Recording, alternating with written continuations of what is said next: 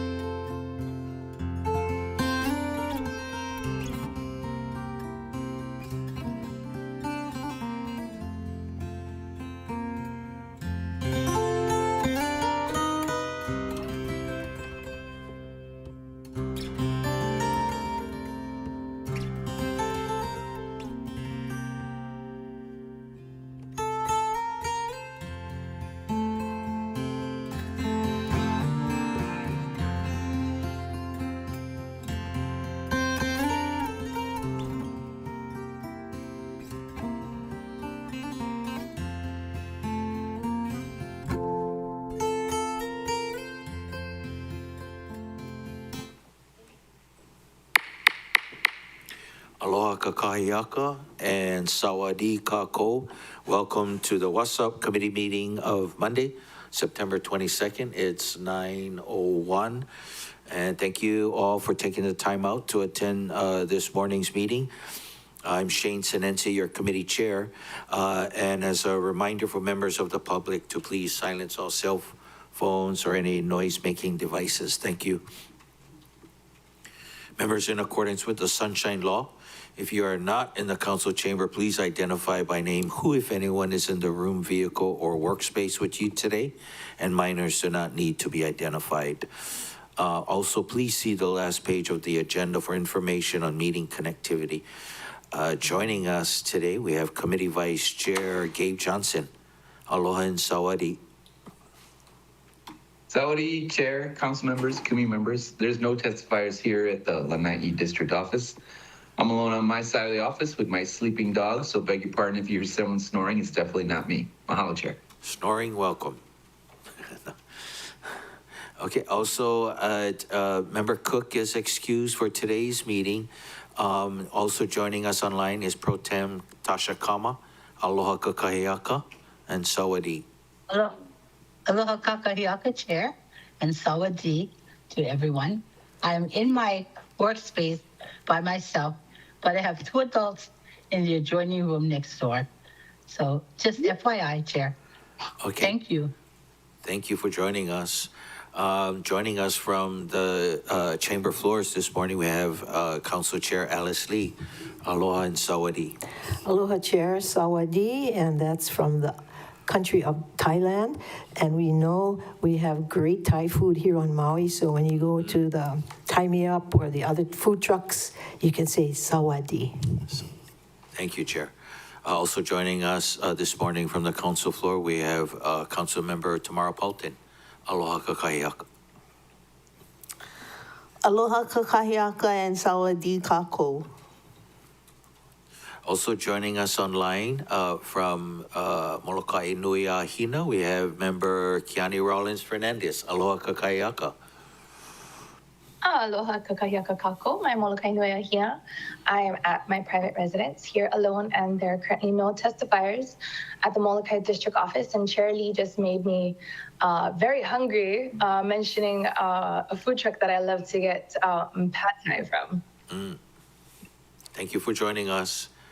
Member Yukile Sugimura is excused for this morning's meeting, but we do have Member Nohelani U'uhajins. Aloha and good morning. Aloha, Chair. Good morning. Sawadi, everyone. Thank you, members. From the Department of Human Concerns, we have Ms. Jessica Kraus, Deputy Director. Good morning. Good morning, Chair and members. From Corporation Counsel, we have the Miss Yukari Murakami. Aloha and good morning. Good morning, Chair. Good morning, everyone.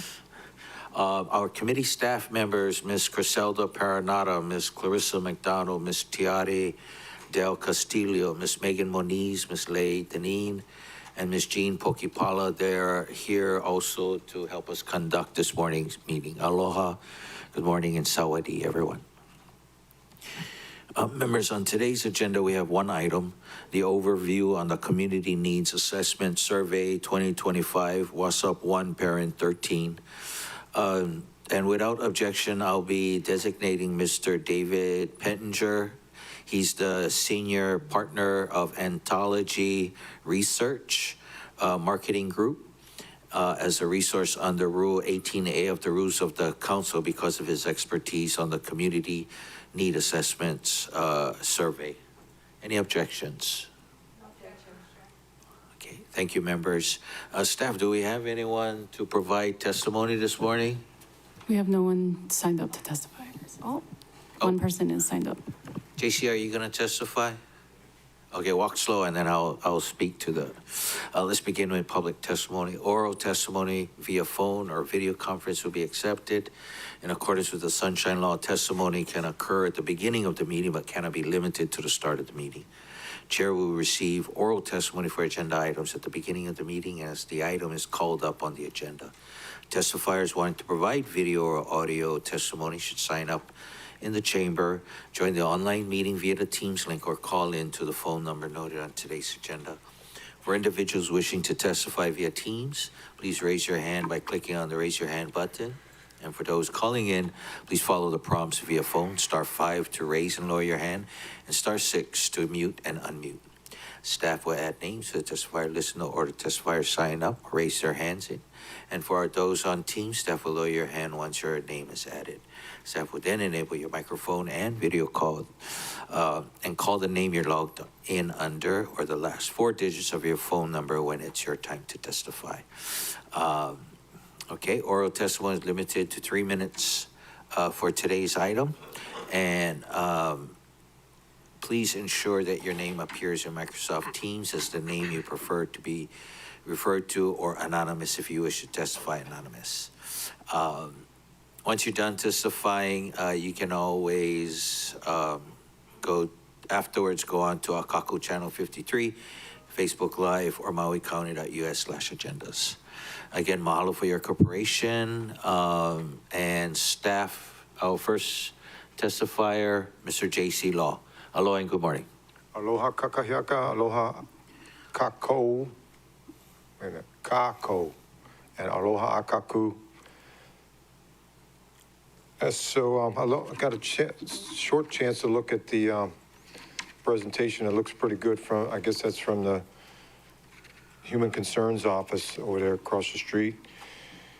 And didn't have much time because the clerk's office only gives you 10 minutes, and that's pretty sizable amount of information to go through in 10 minutes.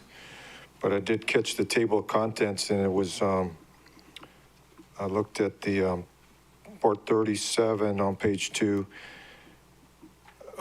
aging, elderly, and disabled. Well, I'm not disabled or elderly, but I think I'm aging. And then it said residents, so that the next one under that was immigrant services. So I'm still wondering, according to Queen Liliuokalani's law, what is a resident? Because if you're from the United States, you're actually an immigrant here in Hawaii. And then part 46, I'm really interested in is the unsheltered and unhoused programs. I hope that Naomi's watching, because the phone that she got me has died now. I think Walmart's selling crappy phones to people under a different plan. So, and especially when I heard this was coming on Friday, Luna Ho'omolu Sinensi, this kind of goes along with my pet peeve about the churches and the real property tax reform committee is the churches have, they're supposed to follow, the state legislature in 2015 enabled pastors and priests and such to allow, they use the word homeless, I think it's changing by now, but to allow churches to help people with an address. And here it is 10 years later, and still no more address. So if the people of Maui County want me to help them, I need a driver's license and an ID card, because the United States military won't allow anybody to work here without an ID card. So yeah, thanks, Shane. You're the perfect person to start off the week on a Monday morning. You got good energy, and if you know where I can get a Kingdom of Hawaii ID card, I sure would appreciate some advice. Thank you for your time. I give the rest of my time to Hawaiians. Mahalo, Mr. Law, for your testimony this morning. Seeing no questions, thank you for joining us. Staff, do we have another testifier? Chair, the next testifier is the Royal House of Hawaii. Aloha and good morning. Aloha katahiaka. This is a member of the Royal House of Hawaii under Heva Heva, Royal Patent Royal Patent 7447 Road Property, Halu 3237 on Papanatu. And I'm just wondering if, so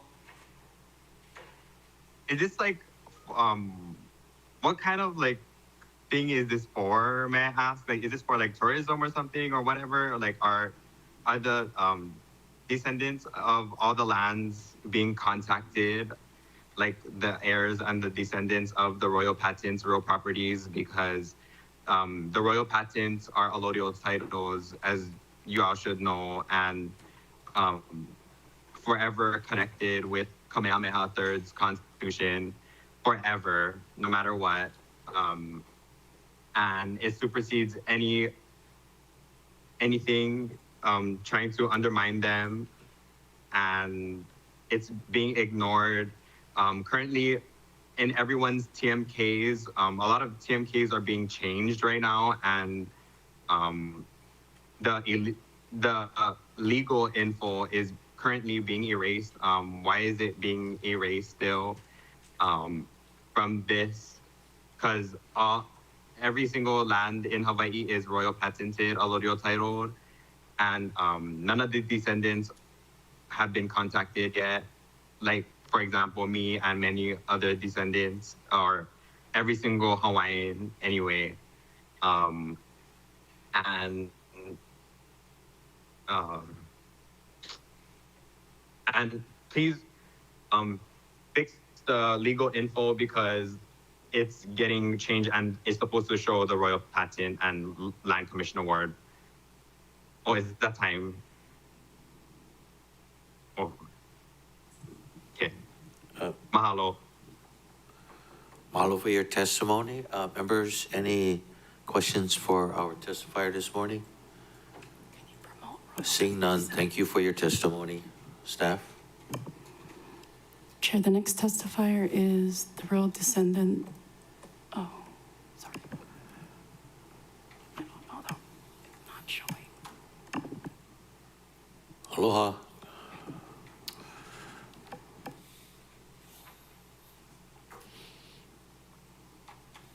Hello, I'm sorry, I didn't know I was next. Aloha Board Committee. My name is Elise Madison. I am a royal descendant of the House of Hawaii and a royal patent heir of Keawe Mahi. I stand before you today again to remind this committee of the truth that cannot be erased. All land in Hawaii is already held under royal patented allodial title established during the Great Mahele. These titles are perpetual, they do not expire. The Native Hawaiians, including our house's community, remain rightful heirs and beneficiaries of these lands. Yet we are excluded from the decisions, we are excluded about any board meetings that are happening currently. When new bills and land trusts or developments are created without acknowledging these titles, they are disregarded and the law and displace our people even further. The Constitution of Kamehameha III still protects these rights. The Kingdom of Hawaii still exists in law, and so do these titles. I just want to remind the state of its duty under the Hawaii Revised Statutes, Section 172-11. This law requires that every patent must be must be in the name of the original awardee, even if that person has passed on, and that patent must benefit the heirs and legal assigns forever.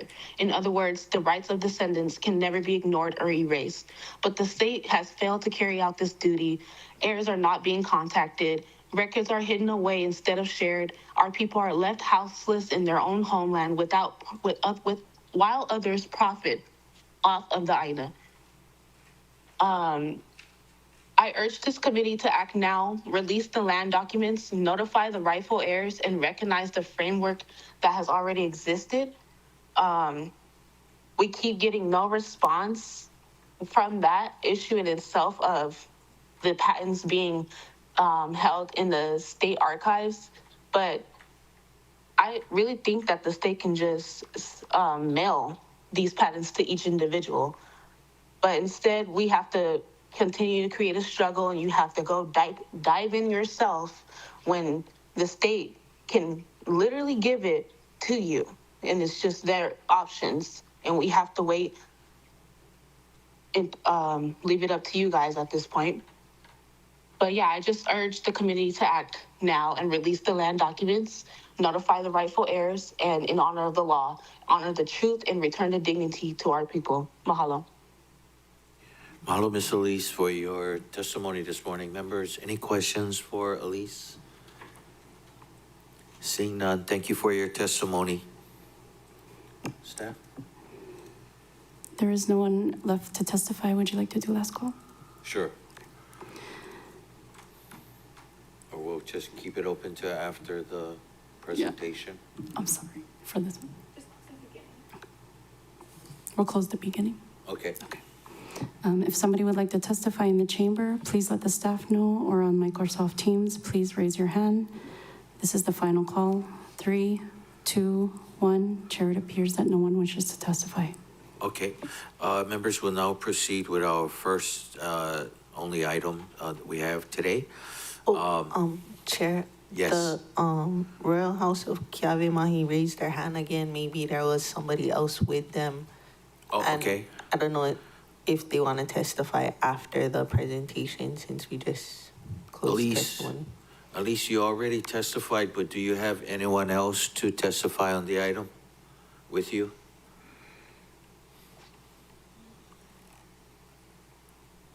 I just wanted to reinstate that we will keep coming back to these meetings and saying the same thing over and over again until we are heard. Mahalo. Okay. And you can always email the committee at wassup.committee@mauicounty.us. Thank you. Okay, members, moving on to our item, WASSP 1 Parent 13, overview on the Community Needs Assessment Survey 2025. Members, Anthology Marketing Group Incorporated was contracted by the Department of Human Concerns to conduct a community assessment survey of Maui County residents. The Community Needs Assessment Survey 2025 seeks to provide the department with data from Maui County residents on whether current programs and funding are effectively addressing community priorities. The findings are intended to help guide future policy, program development, and resource allocation to improve the well-being of Maui County residents. I will now turn the floor over to Deputy Director of Human Concerns, Jessica Kraus, and Mr. David Pettinger from Anthology for their presentation and opening remarks. Ms. Kraus? Good morning. Thank you.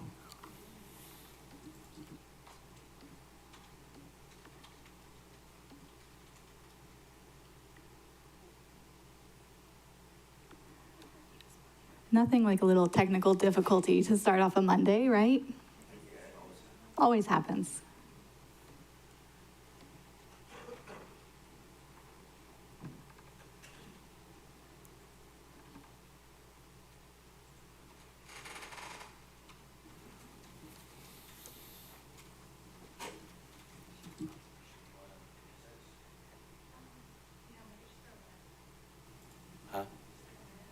Okay, 2 minutes.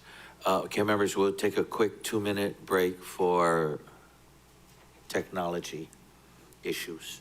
Eric? We'll be back at 9:21. We're in recess.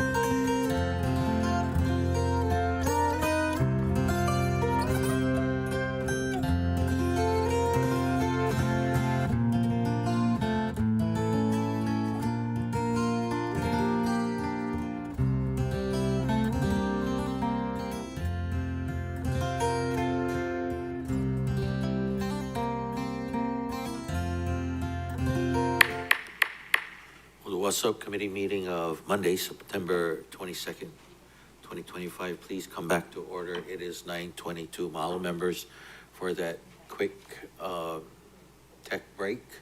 And we'll send it over to Ms. Kraus. Go ahead.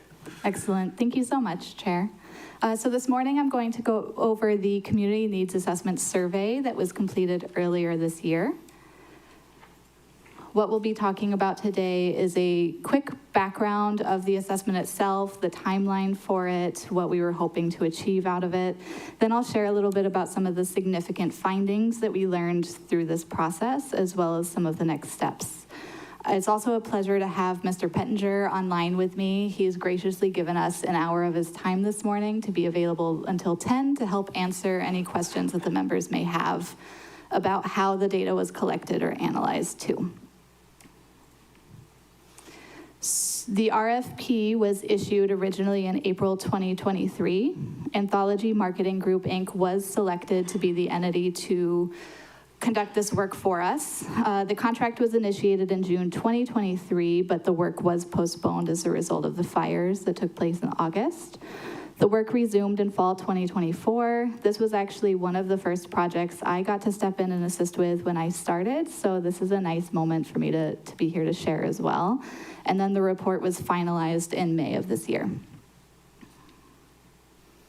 This is an excerpt from the report on page 3, which very nicely summarizes the intentions, goals, and what we were hoping to get.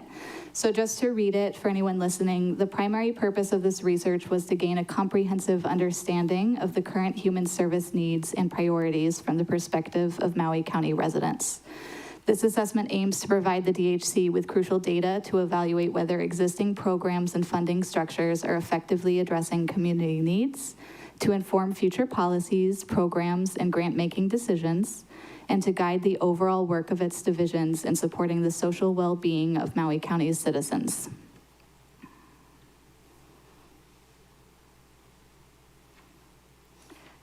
Data was collected across all 9 districts of the county. This was very important for us because we wanted to make sure that we had enough information to do a little more robust analysis to identify if there were maybe geographical trends for residents' understanding or access to programs and services, or just any other information that we might be able to glean from that information. There was a wide range of survey questions. I think we really pushed the limit on how many questions we could incorporate into an assessment to still have a strong engagement from the participants. And we utilized different formats of questions. So there were multiple choice questions, open-ended questions where respondents could make any comments they had that came to their mind, as well as other questions like ranking or Likert scale questions to help identify kind of ranges of needs or perceptions across different categories. We aimed to achieve 2 different kinds of information. One was the broad knowledge and understanding of county programs and services, so to know how folks feel about the work, if they're aware of the work our department does, if they're able to use the services that are offered through our department, as well as specialized focus into key subject areas, which included early childhood, senior citizens, disabled persons, homelessness, immigrant services, and volunteerism. Some of the significant findings were that there's a strong public support for core human services. This was really great to see. For example, 95% of residents consider early childhood programs and services as either very important or somewhat important. The extent of the support for human services also helped the department to verify that the work that we do and the priorities we hold are reasonably well aligned with the needs of our community and what our residents see and feel. There was also reported high access to fundamental resources. So most households report having what's needed to access programs, which includes things like valid ID, mailing address, smartphone or computer, and transportation. 9% of respondents, which was about 1 in 10, reported lack of access to reliable internet and how that lack of access could present a challenge for utilizing online services or information. So that's very important for us to know. Another big finding that really, I think, shows throughout the whole report itself is that we have an opportunity to increase awareness of county programs and services through this department. 34% of residents reported lower levels of confidence regarding awareness of these programs and services, and 63% of respondents who reported facing challenges accessing county programs cited a lack of knowledge of what's available. So we have an opportunity to better leverage the existing programs more fully by increasing awareness and enhancing the access to the services we provide.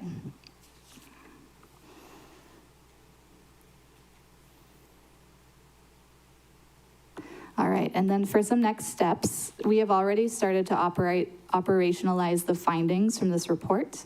So all of our division heads have access to this report themselves to consider how they might layer in the data that was learned and do deeper dives into what's relevant and appropriate for their individualized programs or services.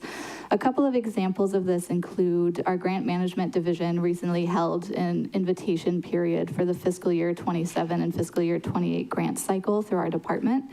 They built this report into the first page of their invitation to apply packet and encouraged grantees to review the report and assess how their programs might be aligned with the needs that are reported for our community and to how they can represent that work that they're doing in their applications for funding with the county. The Early Childhood Resource Center held a data walk in August of this year where they compiled data from this form as well as a multitude of other sources that speak specifically to early childhood experiences for families with young children as well as child care providers. And that walk was an opportunity to engage community partners, to increase conversations around collaboration and enhanced community partnerships. And it's just a starting point for what's to come with those partnerships and alignment of service delivery. And then another example, a few weeks ago, Hawanu with our Immigrant Services Division was here giving a presentation on the passport photo services through the Immigrant Services Division. One of the comments she had made as her next steps was to look at mobile or satellite passport service options to help bring services more into community spaces, especially for populations who might have difficulty accessing the Wailuku office. And so her effort to look at those opportunities is certainly reinforced through this report as well.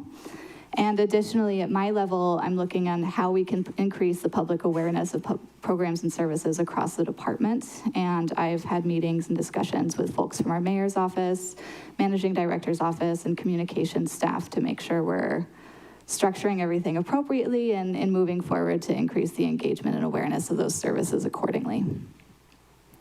And that is it for my presentation this morning, and happy to be here for any questions, Chair. Thank you, Ms. Kraus. We'll go to Mr. Pettinger for some opening remarks.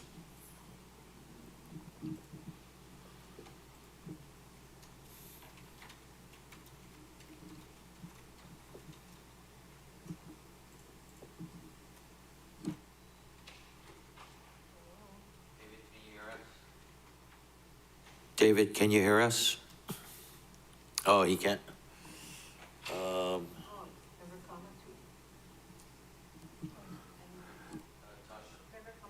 Tasha, you can hear us, you just can't I apologize. Can you folks hear me?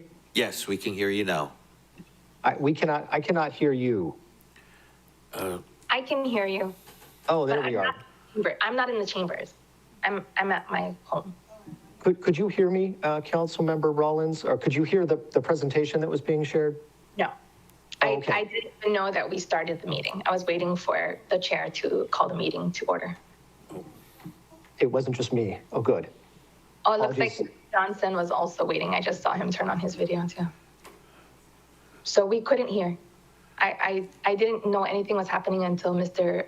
Pettinger spoke. We didn't hear anything that was shared in the chambers. Are we still on recess? Exactly, Member Kama. It sounds like they have been, they did call the meeting They back to started order. without us? Yep. Okay, we'll go ahead and take another Rewind, reverse. recess. Okay, we're in recess for another We can't hear you in the chambers. 5 minutes. At all. Can somebody call the members online? 5-minute recess? Is that what that means? All right. This is after the.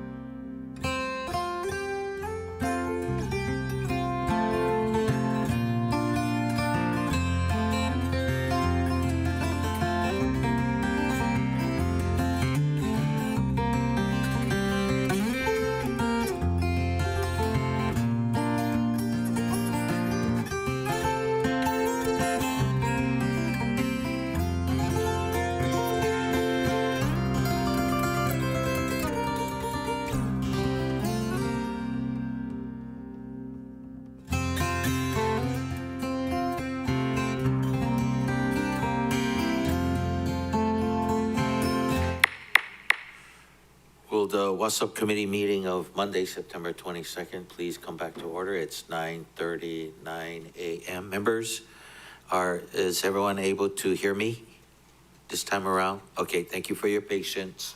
And then we'll do a do-over with Ms. Kraus.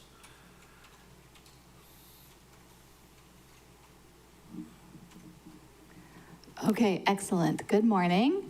And feel free to add anything you missed. Oh, thank you. Thank you, Chair. That's so generous of you. All right. So this morning, I'm just very briefly going over the Community Needs Assessment Survey that we did that was completed in 2025. For a short agenda, the plan is to go over the background of the assessment itself, some of the timeline, what the intentions of the assessment were, to discuss some of the significant findings that were highlights for us from this report, as well as some of the next steps of what we're doing now. The RFP was issued in April 2023. Anthology Marketing Group, Inc. was selected as the vendor to help us conduct this research and prepare the report. The contract was initiated June 2023. However, work was postponed as a result of the August 2023 fires. Work resumed in fall 2024. I believe that I had shared in the practice round that this was one of the first projects I got to work on and help with when I rejoined the county last year. So very exciting to see this come to fruition and very pleased to be here this morning to share it with you all. And the report was finalized in May 2025. An excerpt from the needs assessment on page 3 highlights some of the goals, intentions of the report more concisely than I could hope to. So just to read that quote for you, the primary purpose of this research was to gain a comprehensive understanding of the current human service needs and priorities from the perspective of Maui County residents. This assessment aims to provide the DHC with crucial data to evaluate whether existing programs and funding structures are effectively addressing community needs, to inform future policies, programs, and grant-making decisions, and to guide the overall work of its divisions in supporting the social well-being of Maui County's citizens.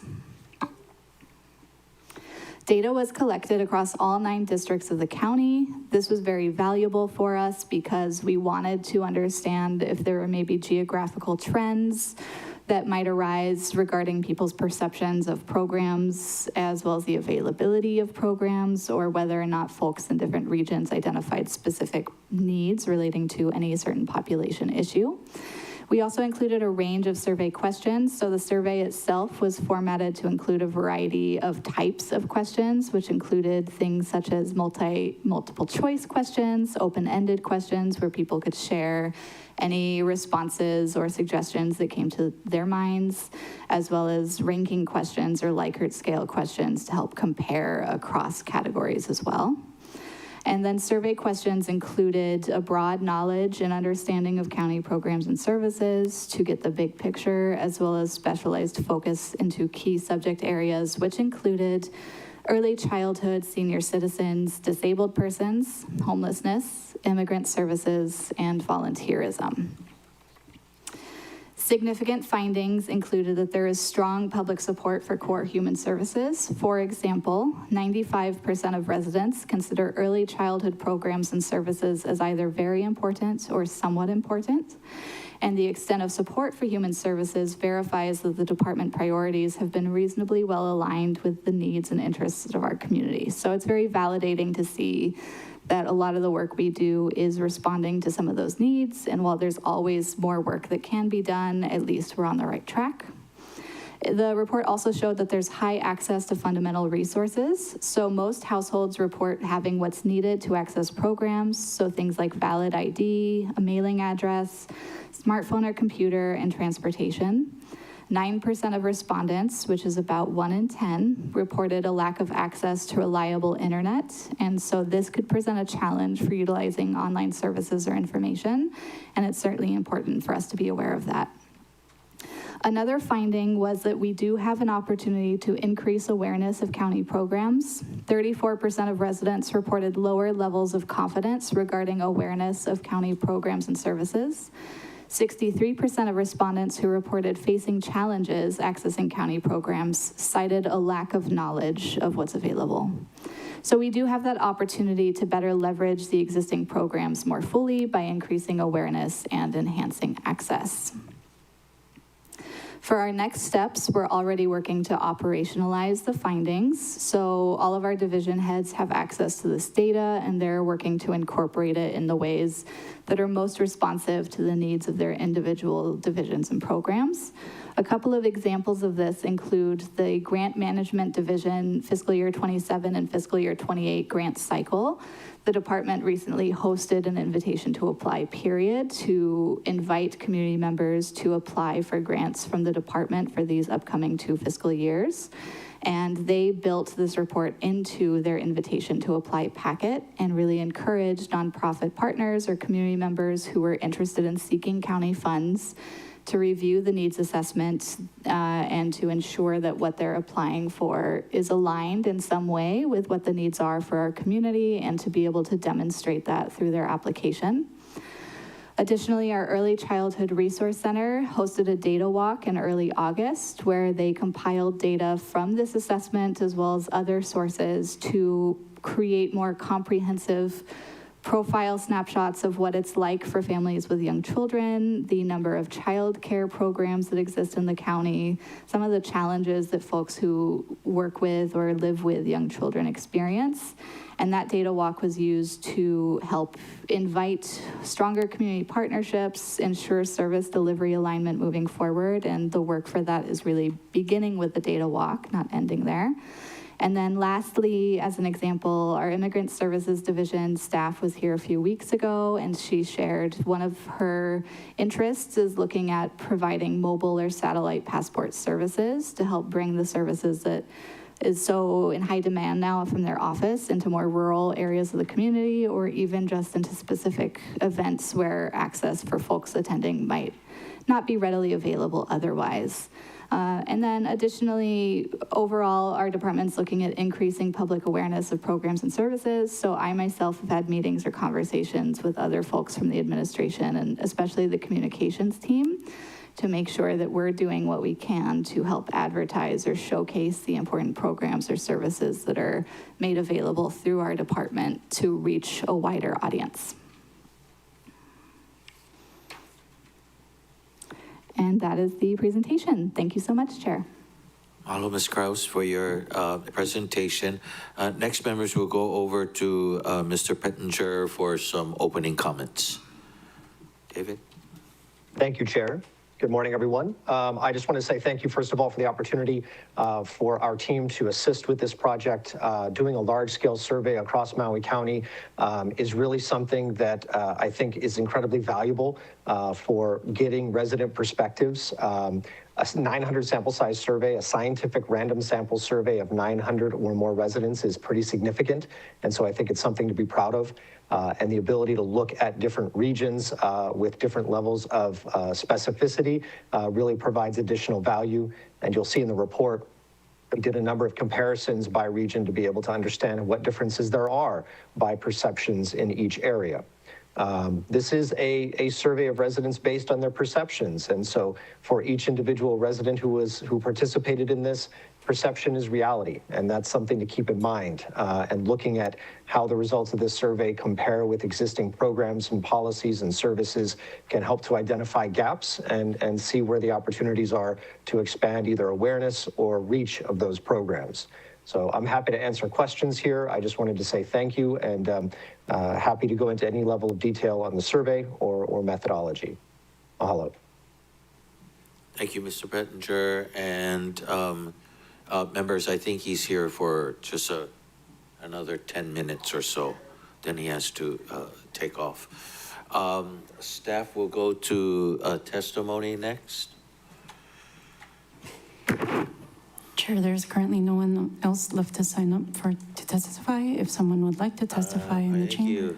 You already testified. Yes, I love it. No, you No, only but once. they didn't hear me. Huh?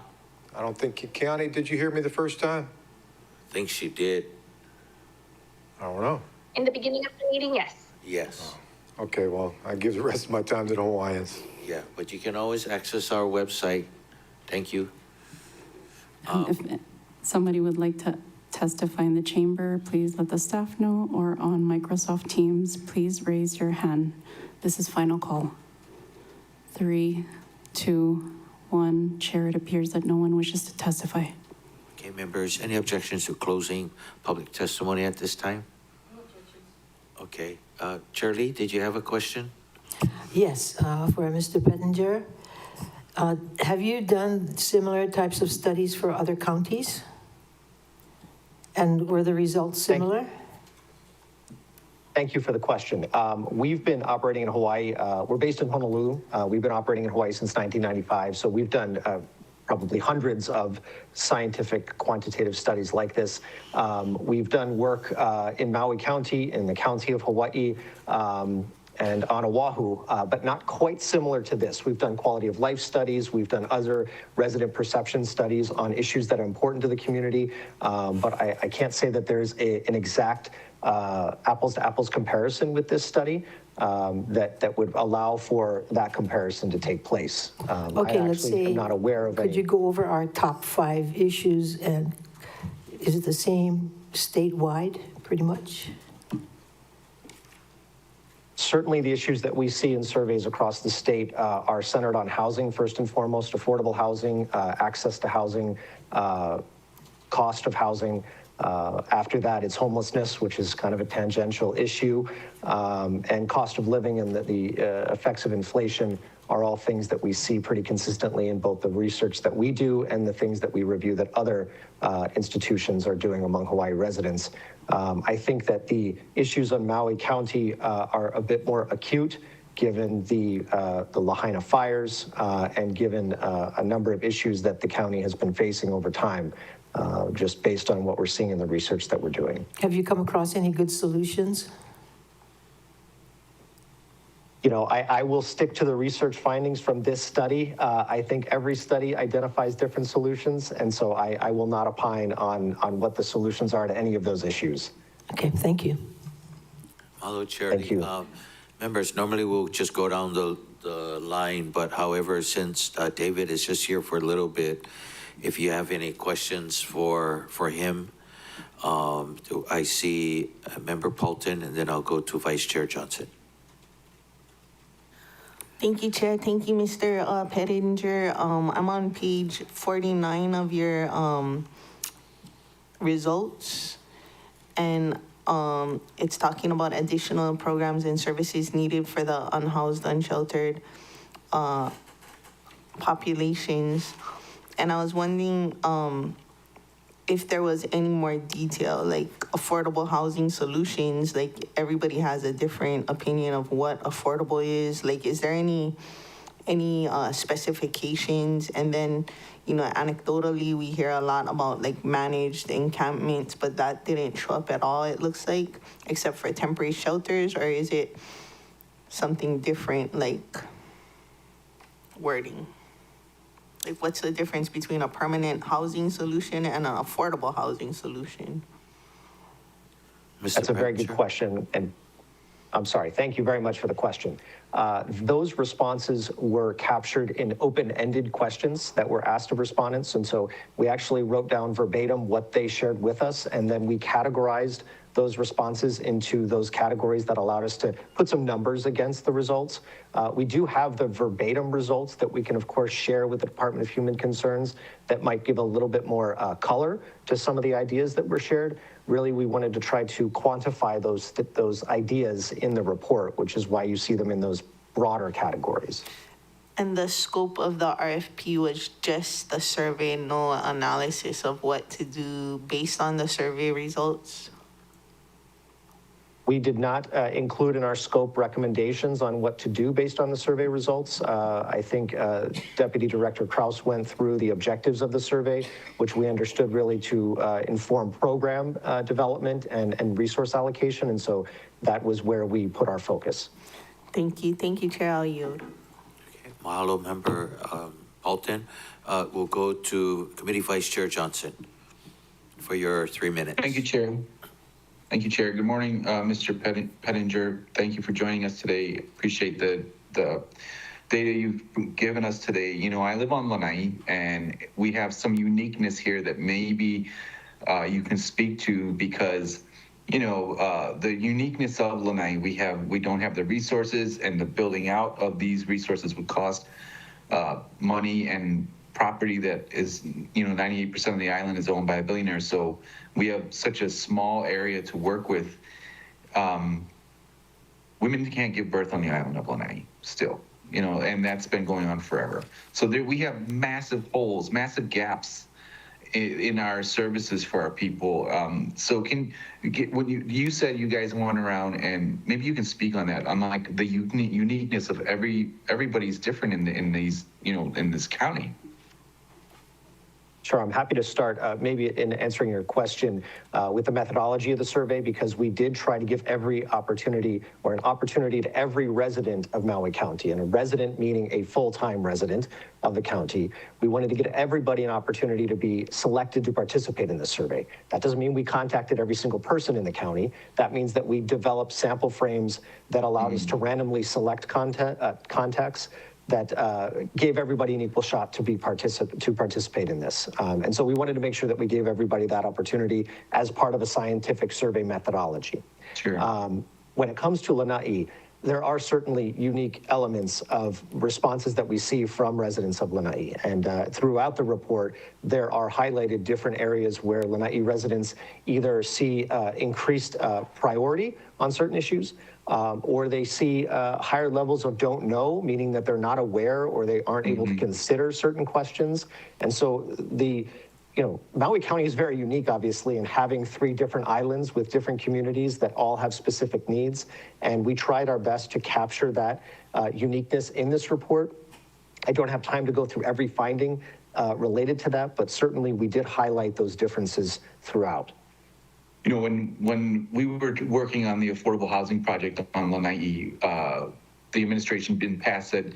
We just don't know what the folks need. So me and my team went door to door. We interviewed 400 households on the island of Lanai. So that is valuable data, because to go door to door meets people where they at, literally, physically. So when you go and do this, you know, a small sample survey, I know you guys are scientists, but for me, like, just having that door-to-door interaction really kind of helped us, and we got great data. When you do these big studies, can you consider that, like, some rural communities, they're not going to see the online advertising and all the things that you guys are trying to reach out to? I appreciate that. And we did use a mixed methodology approach to gathering this data that included an online component, as you state. It also included telephone interviews, so random digit dialing telephone interviews, both with anybody who was on a voter contact list, anybody who had an 808 phone number with a Maui County stem attached to it. So both listed and unlisted numbers were eligible to be contacted for this study. Now, there are limitations to any study that's being done, whether they're time or resource limitations. I think the work that you did going door to door is an incredible compliment to a study like this, because you can hear some of those firsthand stories and use those data to be able to reinforce and provide more color to the numbers that we might have collected. Well, thank you for your response. Thank you for your work. Thank you, Chair. No further questions. Mahalo, Vice Chair Johnson. Next, we have Member Rollins Fernandez, followed by Pro Tem Kama. Mahalo, Chair. Aloha, Mr. Pettiger. Mahalo for your work.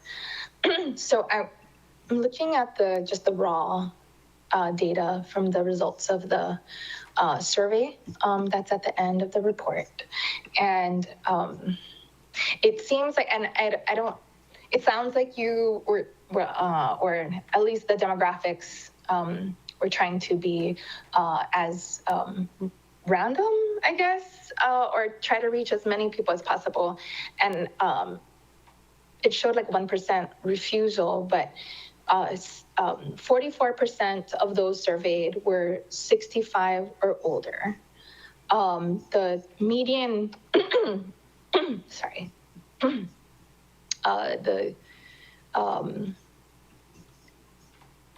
40% were retired, 69% owned their home. The average household size was household size of 2, and 54% had one generation living in the home. It seems that despite your efforts, it kind of captured more of like the older residents, or older folks' responses, which is a different experience than those of younger age right now, trying to live on Maui Island especially. So I don't know how, or I guess the question is like, how do you account for the lack of responses from those that are younger than 65? It's a really good question and a great observation. The mixed mode methodology that includes the phone portion, does tend to reach an older audience because older folks tend to answer the phone and be willing to do an interview over the phone. And so a little bit of it is a function of the methodology that included phone. We did include a significant portion of younger folks in the survey. If you look at the overall totals, about 24% were either in the 18 to 34 or 35 to 49 segment, which doesn't give us the ability to look at those ages necessarily by region, but it does let us look at those ages overall and be able to get a sense for how those households are faring and what their priorities are. We learn something in every survey that we do, and trying to really maximize the response among younger people is something that the industry as a whole is really trying to do because younger folks are more and more reluctant to participate in surveys. And finding different ways, like Member Johnson mentioned, about having different data collection methodologies that complement this, I think is a real opportunity in the long run. Yeah. Oh, I found the average age. It's the average age was 60.26, and the median was 62. And again, that's much older. Okay. Yeah. So in the report, did you make a recommendation on how to capture better the younger demographics? We did not. That was not part of our scope. Okay, so this is kind of the work you do, yeah? It is. So, like for yourself, and your company, I mean, I would think that a median age of 62 is not like a target. Like I would imagine it would be lower than that. And so for your own, work, are you looking at other ways instead of just like phone calls? I know you just said, Member Johnson, walking door to door, but that's also pretty laborious and I imagine more costly than phone banking or calling folks. Have you looked into social media? That's where a lot of folks are as well. We have. We wanted to use sample sources that reach the entire county and gave everybody an equal opportunity to be invited to participate, which is why we didn't rely on other sampling methodologies such as convenience sampling, like reaching out through social media or reaching out through other networks. I think that there is a time and place for doing that. It wasn't part of the plan to be able to do that in this study. I will also mention that the overall data were weighted by ethnicity of adults in Maui County to make sure that while the average age of the respondent might have been 60, the overall results would be at least representative by ethnicity throughout the county. Okay, members, are you able to hear the buzzer? No, I was just about to ask if there was I felt like that was kind of a long time, so I didn't hear a timer. That's fine. You can always come back. No, he's got to leave. Oh. Okay. But I'm good. That's Mahalo, fine. Chair. Thank you, Member Rollins-Fernandez. Member Kama, do you have any questions for Mr. Pettinger? I just have one. in looking at your data report, it's to me, in trying to get to an answer from a whole bunch of people in a very vast range of age, gender, ethnicity, and you might not come out with the same thing all around. You'll come out with some generalities, right? But I think for us, it'd be so much more helpful if we could just target in on something that we can grab hold of and do something with. And I can't see grabbing hold of anything that we can actually go in and do something with or do something about. I feel like we may not have captured what we're looking for. And because we have a population of Maui, about a little over 500,000 people. We talked to 900 of them, but that 900 is such a it doesn't complete the picture of what our community actually looks like and what the needs are. Like Gabe mentioned about that moms on Lanai cannot get an OBGYN, but then they have 19 people on Lanai that are homeless. So what would your priority be, the homeless or the moms that don't have an OBGYN, right? And then you go into all of the other things that are needed. I mean, there's so much need and there's just not enough care to go around. So I guess I didn't have a question, Chair. Sorry. Thank you, Mr. Pettinger. Thank you. Mahalo Pro Tem Kama. Members, any more questions for Mr. Pettinger, and then we can release him? Thank you, Mr. Pettinger, for being here. Okay, Thank you very much for the opportunity. Kiani, did you have a follow-up? Member? Mahalo, Chair. Not for Mr. Pettinger. Aloha, mahalo for being with us. Just a quick question, because I wasn't sure if maybe I misheard when Member Kama was speaking about the population size of Maui County. Did you say over 500,000, or did I misunderstand? I just wanted to. No, I thought it was under 500,000. It's it is under 500,000. It's 165,000. Yeah. Okay. Mahalo. Okay, thank you. Okay, members, for round two, we have Ms. Kraus here to answer the rest of your questions. We'll go back to Committee Vice Chair Johnson.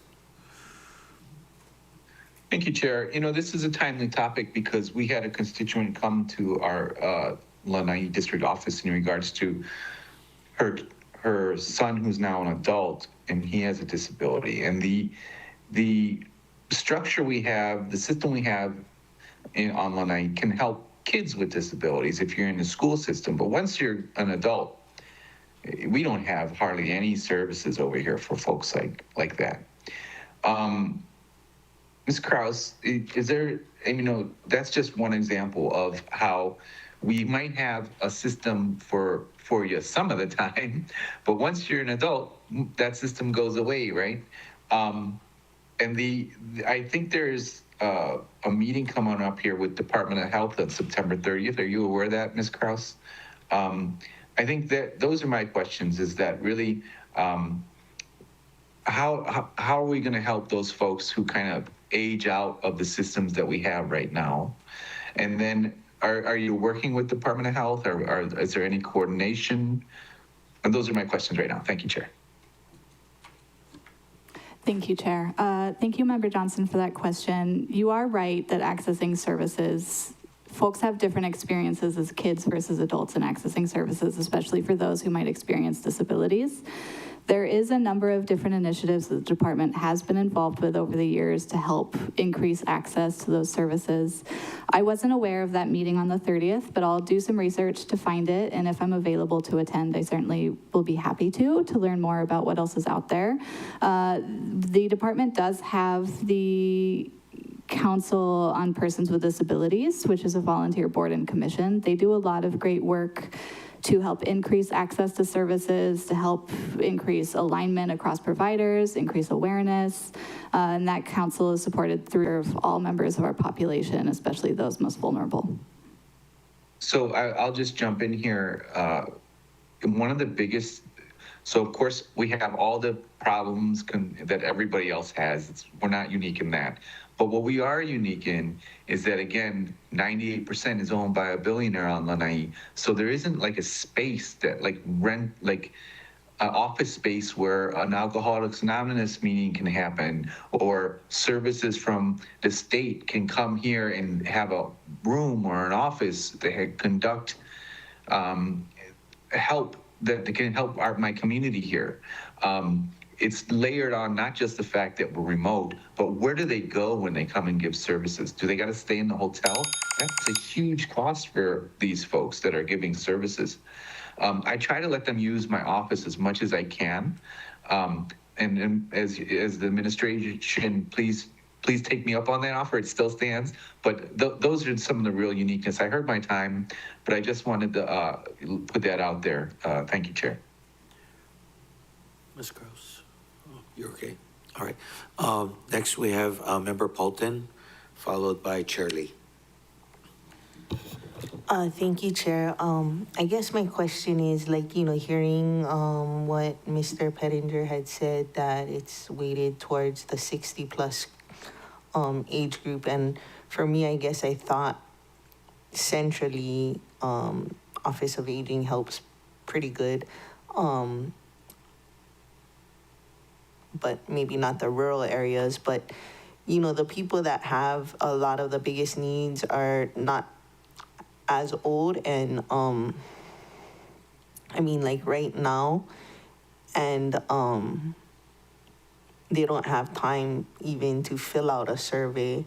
And then even from 2024, the ending, or even the beginning of 2025, it's on the table to lose a lot of the things that we are used to having. And so and also, sometimes the county deals with issues that the community doesn't know about. So the people that are filling out the survey may not be the same ones with the greatest needs, and then that's not getting communicated, in addition to the things that are being lost out on with this new administration at the federal level.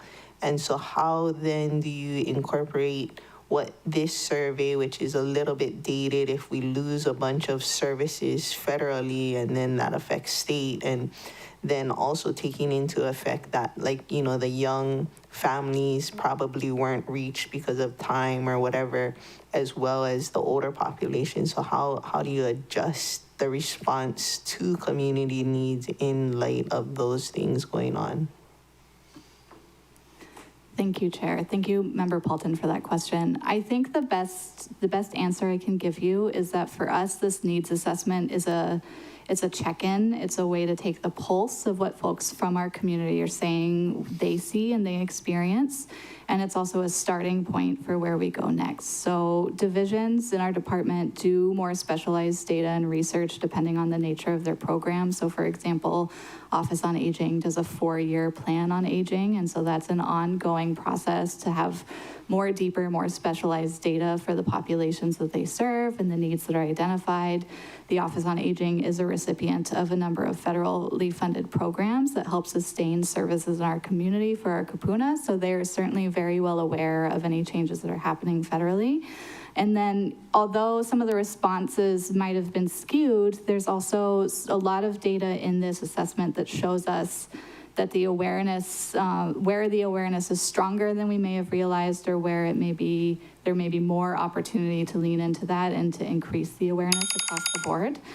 Just one short example of that is in the most needed early childhood resources and respondents community table on page 28. The Molokai community rated distributing free books to promote early literacy as a statistically higher threshold. And we know contextually that that's because the Molokai community is much better served through the Dolly Parton Imagination Library program, to where 100% of 0 to 5 kids are signed up and participate in that free program to receive those books. And so when we see a statistically higher recognition of the importance of early literacy campaign in a community that's so engaged with those services, for us, that's a good indicator that that program is achieving the goals, and that community members in that community, even if they themselves don't have children in that age group, might be aware of the tertiary benefits, or they might be hearing about it. So there's a lot to be learned from this report, even though there are things that do time out. Like you said, there are things that change so rapidly with social services, but this is just a starting point. It's a good way to see where we are, to see where we need to go, and to make sure that we're going in the right direction. Thank you. I know anecdotally a lot of folks are having hard time meet rent now, so I don't know if that can be upped in your needs assessment. Mahalo, Member Bolton. Next, we have Chair Lee, followed by Member Hodgins. Thank you, Chair Sinensi. Okay, my question I have several kind of disjointed questions. First of all, the homeless program is in your department, but is the coordinator in your department or under the mayor? Thank you for the question, Chair Lee.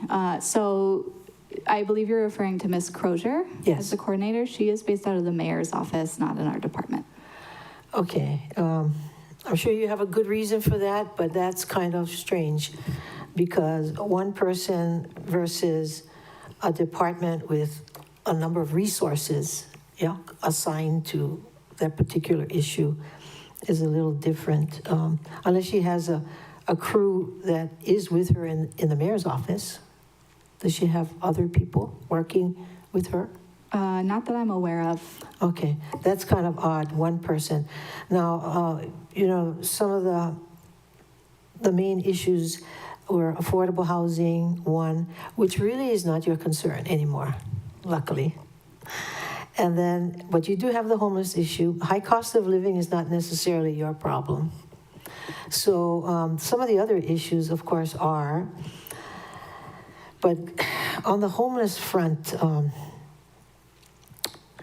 I think, I don't know if it was indicated by this survey, but we just need more inventory, period. Yeah. And 19 years ago, we built the West Maui Resource Center. We were in the process of building the South Maui Resource Center. We're also building in Kahului for seniors and the homeless. And we expanded Kahaleakiola. So apparently the direction shifted to something else. What is that something else? That's a good question. I'm not sure I have the answer to that, but if you could send that in writing, I'd be happy to do some research to try to get you the best, most accurate answer. Okay, thank you. And then my last question is, a lot of concerns seem to be health related. So, which we all know we don't provide those services. So are you working with the state to encourage them to and coordinate with them to do more on Maui? Thank you, Chair Lee. That's certainly one avenue, right, is to make sure that the state's aware of the data that we're seeing, the comments from our community on those needs. The department does do some work that overlaps. So for example, in the last fiscal year, we just started specific grants to mental health service programs. So that's one example of how the department can participate in supporting the health and well-being of our community.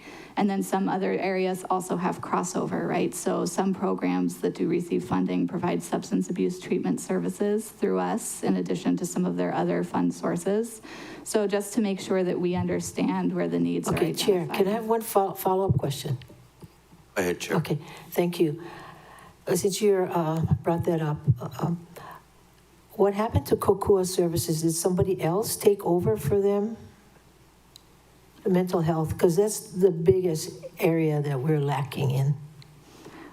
So Mental Health Kokua is still operating, and I believe there's still a grantee, but I'd be happy to get you more information on that in a follow-up. All right, thank you. Thank you, Chair.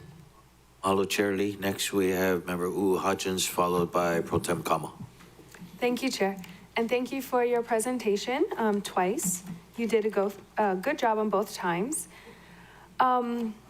Now that we have all of this information, are you guys going to use this to plan your mission and your strategy? And how can we see maybe how you folks might change your idea of where we can structure some of our grants and our outreach?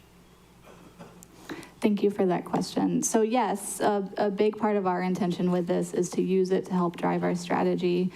As I mentioned, one of the biggest findings is how many people weren't aware of the work that we do or the work that's supported through grants through our department. So I think a big part of our strategy is how do we address that? How do we make sure that a much smaller group than 34% of our community are not understanding what we do, what's available to them, or how to reach out and make that available.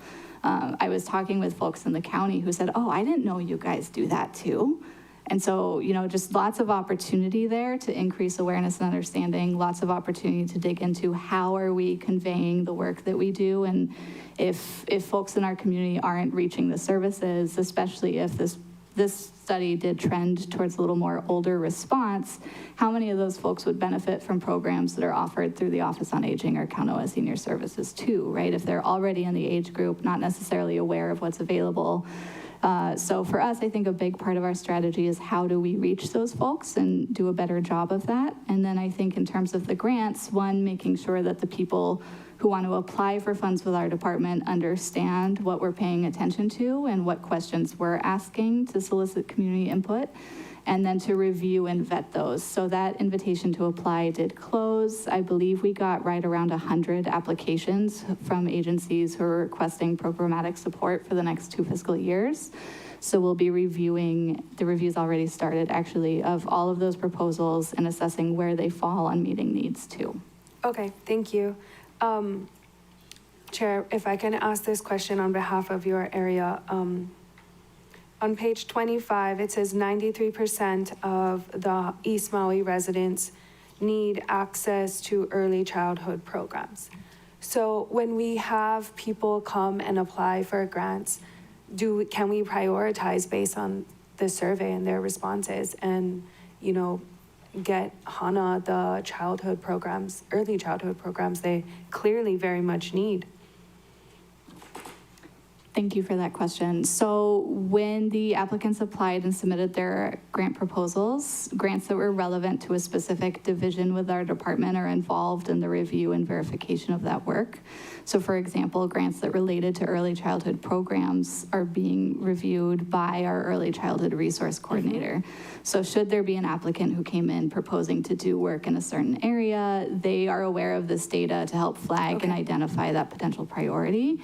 And then also moving forward for that long-term view, if we don't have applications that are meeting certain needs, that might be something that we can dig into in a different way a little down the road. Okay, good. I can appreciate that. I think for now, Chair, that's all my questions. Thank you. Thank you. Mahalo, Member Hutchins. We have Pro Tem Kama, followed by Member Rollins Fernandez. Thank you, Chair. So, Ms. Kraus, getting back to what Member Johnson was talking about in terms of, and I'm not sure, Gabe, if you're actually talking about people with disabilities, which sometimes people in a wheelchair, or could be somebody with a head injury. But then we also have the individuals with intellectual disabilities, developmental disability. So, Ms. Kraus, is there a listing of all of the programs that are out there to service all the children once they graduate from any high school? I mean, every year our schools are graduating people. And where are they going? Is there some place for them to go? Or are they just sitting on the couch at home watching TV? And then for the next 30, 40, 50 years, that's all they do. Thank you for the question, Member Kama. I would be happy to research that and see what information on those resources exist. I imagine there's something, I just can't recall it off the top of my head. But again, happy to research and get that information to you. Okay, I'd be interested to see what are the programs, how many clients can they serve, what is the cost for each client to attend one of these day programs, and is there transportation included in these programs, because they don't have a mom and dad to drive them to work, because mom and dad are already at work. So, and what are, if anything, what are the benefits that would come with the program in terms of what are the activities that they do on a day-to-day basis that would keep them stimulated and that would keep them just interested in what's going on around them. So, Chair, that could be happening. Staff. Thank you, Chair. Pro Tem Kama. Next, we have Member Rollins Fernandez. Mahalo, Chair. Aloha, Ms. Kraus. Mahalo for your presentation. Okay. Okay, so my first question, and perhaps I would have been, I should have asked Mr. Pettinger instead, but if you can respond.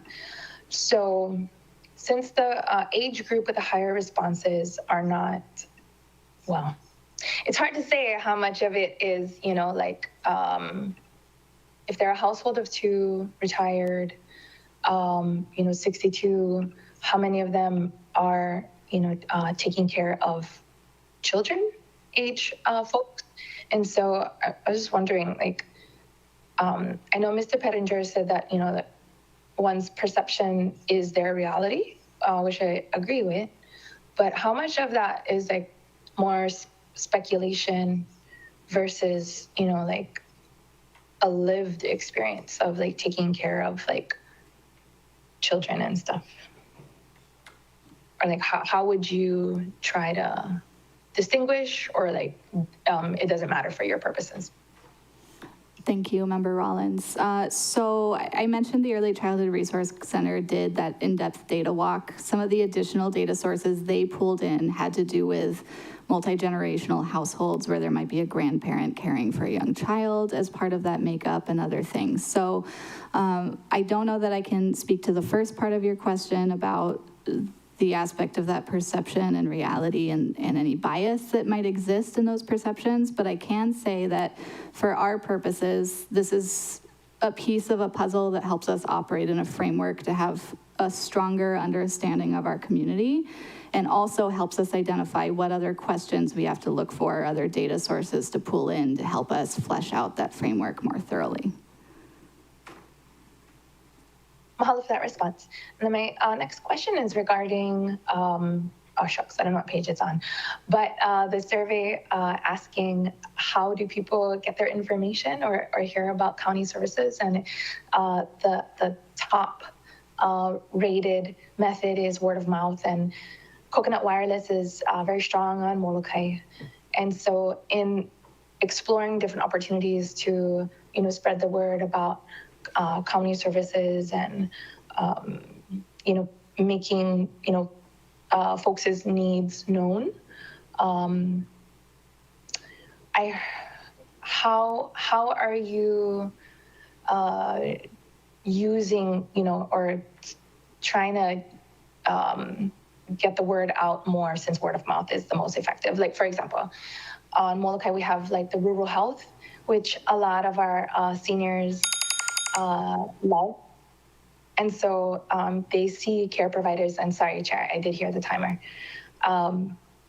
such as the podiatrist, and there's a lot of foot care, intensive care. And so for the service providers, I guess, like reaching out to or informing them. Thank you for that question. Our department has 3 different divisions that all have staff presence on Molokai. So that includes our Office on Aging, Kanoa Senior Services, and our Immigrant Services Division.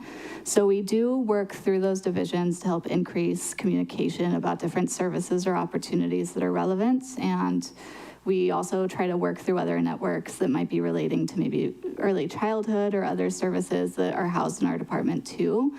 So we do try to capitalize where we can, and I'm sure there's always opportunities for us to learn about more groups that might be meeting or more channels to take advantage of that coconut wireless. Mahalo for that. Mahalo, Chair. Mahalo, Member Rollins Fernandez. I just have some follow-up questions for you, Deputy Kraus. And so will the department be looking at this information and then kind of adjusting some of your grants during budget? Thank you for the question. Yes, that's entirely a possibility. And then for us, and I know Committee Vice Chair, he's always, he mentioned prior that some nonprofits needed more funding, and they actually got less funding. Is the department going to be considering some of the shortages from the federal government? Thank you for that question.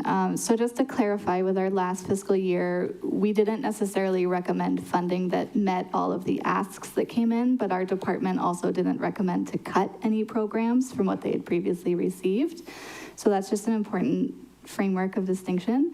And then I'll say that applicants were invited to share any changes in funding sources that they might be experiencing for some of their programs. There's a number of programs that have shared that there might be some cuts to funding, and other programs have shared they've already received the notice of cuts. And so we are going to do the best work that we can to thoroughly evaluate each and every proposal to see what is being requested and what the department can support, because there's certainly a lot of need. Yeah. As council members, when we do the communities tour during our budget sessions, we often get requests for, they come up in some of our priorities of more funding of the department. So I understand that the administration will be doing his rounds with the communities. For East Maui, following up on Member Uahajin's, are there any, from this report, any pukas you see, you know, like, as she mentioned, there's, you know, 90% that need certain services. Are you finding that there are pukas in some of the rural communities like Hana? Sure, there's always going to be some sort of puka and always an opportunity to fill that. One example is our immigrant services staff shared that there was a whole carload of people who all came from Hana to go to the Wailuku office to take advantage of the passport services. And it wasn't necessarily one household or one family, it was just whoever wanted to jump in the car got in and made the ride together. So going back to the opportunity of how do we increase access to services and maybe try to meet people where they are, and what opportunities do we have to play with that, this report's definitely very useful in helping us analyze that and look for those opportunities. Okay, thank you for those responses.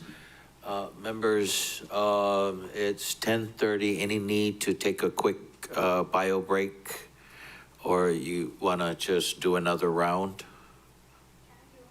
Okay, we'll do one more round.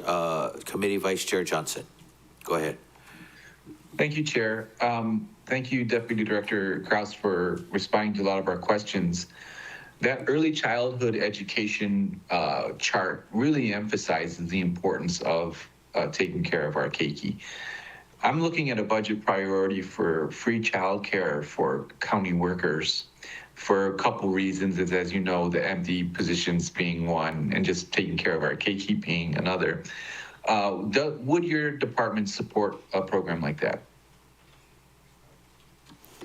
Thank you for the question, Member Johnson. I think our department would definitely be open to further conversations with you about how to approach and structure that. There are other folks who I think have raised similar questions. There's always challenges, a big part of which is about the staffing and the pipeline of professionals who are equipped to give quality childcare to.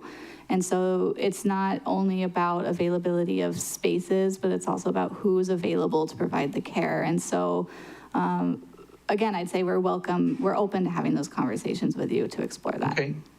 Love the set up a meeting for that.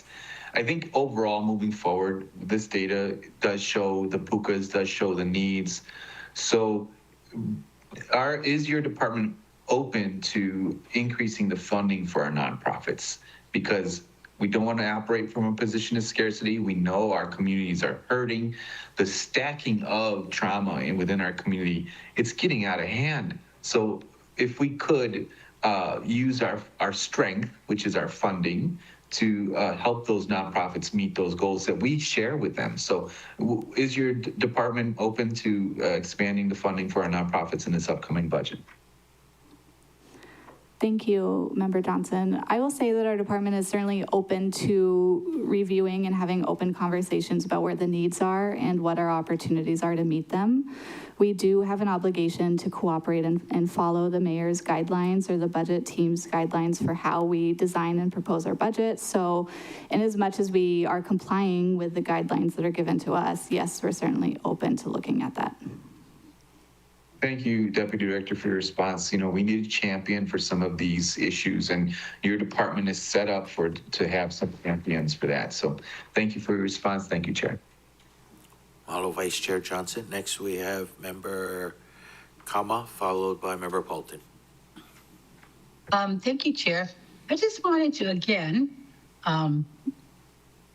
continue with what Member Johnson was saying in terms of the department willing to increase their budget for childcare, so for free childcare.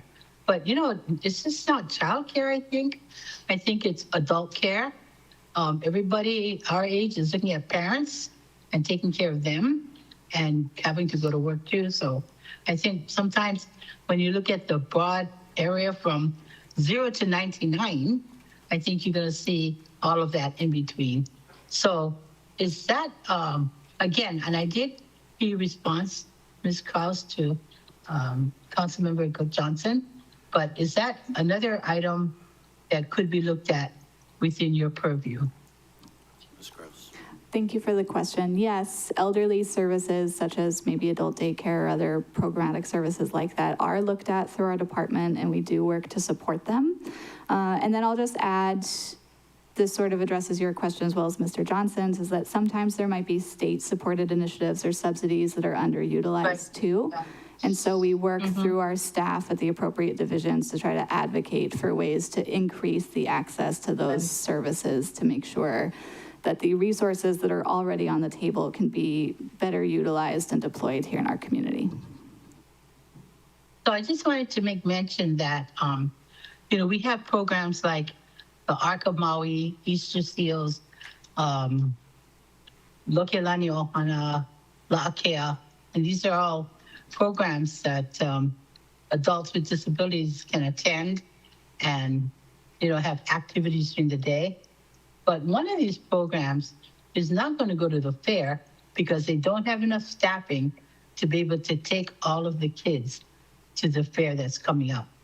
And I think that's, wow, like, how many programs are not going to take our kids to a fair because they do not have enough staffing?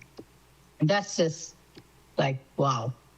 But I wanted to make that mention because while we talk about a whole bunch of programs here and there, I mean, going to the fair is like the biggest deal of all.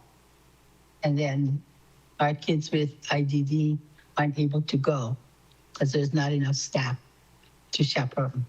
So, but thank you. Thank you, Chair. Mahalo, Pro Tem Kama. Next, we have Member Paulton, followed by Chair Lee. Thank you. I don't have a question. I have a comment.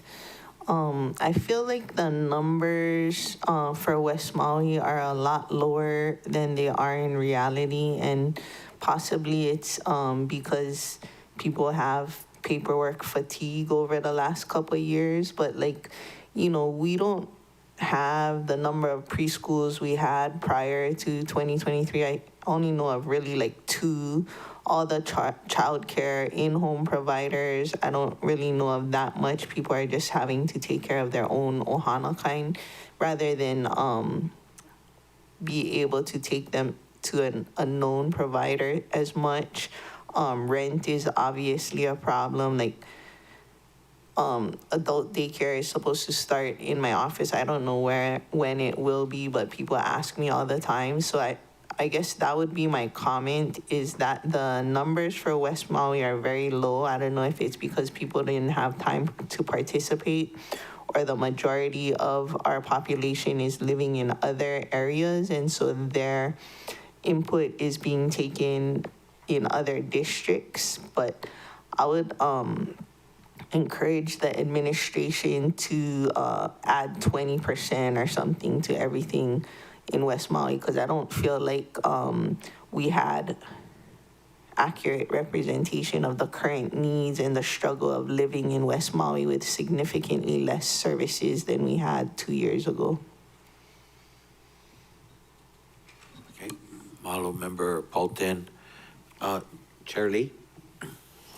Thank you, Ms. Kraus. How many vacancies do you have in your office? In my office or in our department? Your department. Department. You know, I don't know the current figure off the top of my head, but I am pleased to share that we had a new employee who started last week, and we have a new employee who starts on October 1st, and we are moving along and filling all of the vacancies. But if you'd like to send that in writing, I'd be happy to get you the current figure. Okay.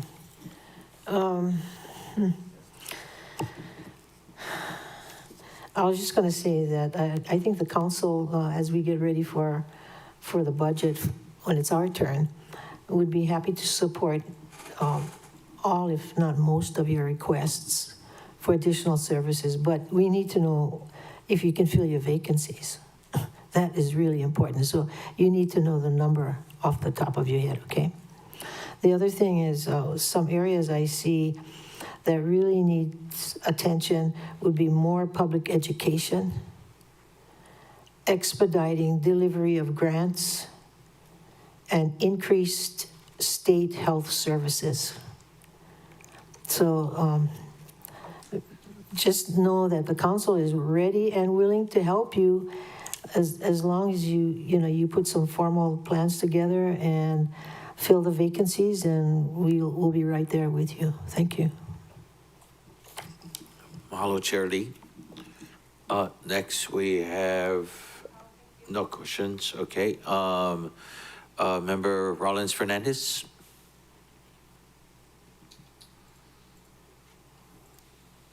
Mahalo, Chair. Yeah, no additional questions. I echo what Chair Lee just stated. Yeah, I think that was good. That was a good summary, Chair. And I think your presentation, Ms. Krause, and the report also supports that. Barriers to accessing programs and services is the highest was the knowledge of its existence of government services, and then how to apply. So if when putting together your budget, if that could be incorporated, like, since that's the biggest barrier is just knowing that it exists, and then how to apply. I'd be happy to support ways of getting the word out more. So yeah, mahalo, Chair. Hello, Member Rollins Fernandez. Just a last comment as well. I know that the mayor's holomua came to East Maui, and a lot of requests was for additional mental health services. And so we are receiving a response from the administration. So a quick response, thank you for that. But it does look like from your survey that mental health services are one of the increasing ones that we need to address as well. So I'm looking forward to seeing a lot more services in that field. With that, members, Any other questions for Deputy Kraus? Again, mahalo for all your questions of Deputy Kraus. And members, mahalo for, and as well, Mr. Pettinger. Mahalo members for all your great questions and comments today. Staff, is there anything, did we get all of the follow-up questions from the members? Yes, Chair, we got all the follow-up questions. It's just your recommendation now. Oh, okay. Members, any objections to deferring this item? Okay, thank you. No objection. Thank you. Okay, with that, members, we didn't take a break, so we'll just finish early, and you guys get another hour for lunch. I believe we do have an afternoon meeting with the Y Committee here on the chambers. But with that, the WASSP Committee meeting of Monday, September 22nd, 2025 is now adjourned.